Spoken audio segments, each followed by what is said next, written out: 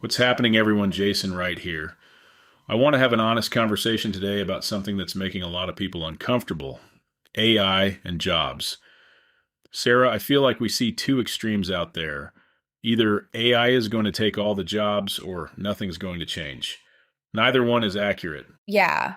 The truth is probably somewhere in the middle, which is the boring answer, but it's the real one. It is the real one. So let me share how I'm actually thinking about this as a business owner.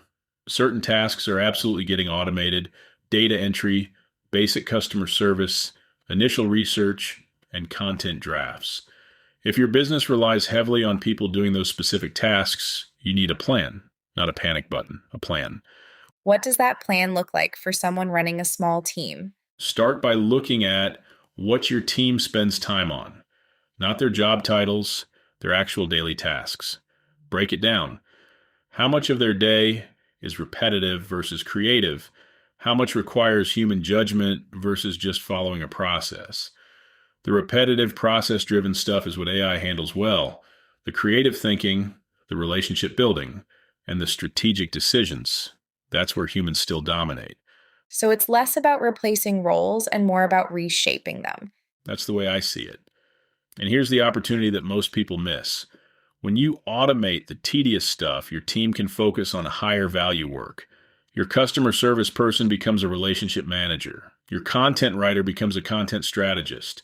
You're not cutting people, you're elevating what they do. But let's be real. Some roles are going to shrink or go away entirely, aren't they? Some will.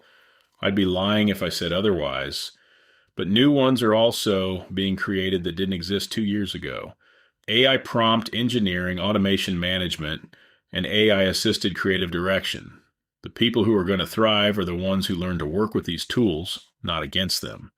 What about the fear factor, though? Because I think a lot of business owners are hesitant to even bring this up with their teams. I get that. But here's my take. If you don't have the conversation, your best people are going to go figure it out on their own and possibly leave for a company that's already embracing it. Be transparent. Tell your team you're exploring AI tools. Involve them in the process. The ones who lean in are your future leaders. The ones who resist, well, that tells you something too. So the bottom line is be honest about what's changing and be proactive about adapting. That's the whole thing. Don't bury your head in the sand and don't blow everything up either. Look at your business honestly. Identify where AI can make you more efficient and start implementing strategically. The businesses that do this well are going to come out of this transition stronger. The ones that pretend it's not happening are going to struggle.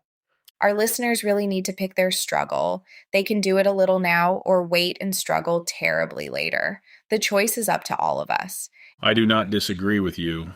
If you're listening to this podcast and you like what you hear and you're curious about doing something similar for your own business or your own brand, your next step is simple.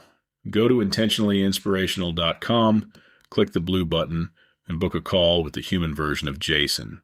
We'll talk through what it would actually look like to launch your own AI-hosted podcast, what's involved behind the scenes, and whether it even makes sense for your business right now. Thanks for listening. Stay educated and proactive out there, everyone. See you in the next episode. Thanks for tuning in. Until next time, stay curious.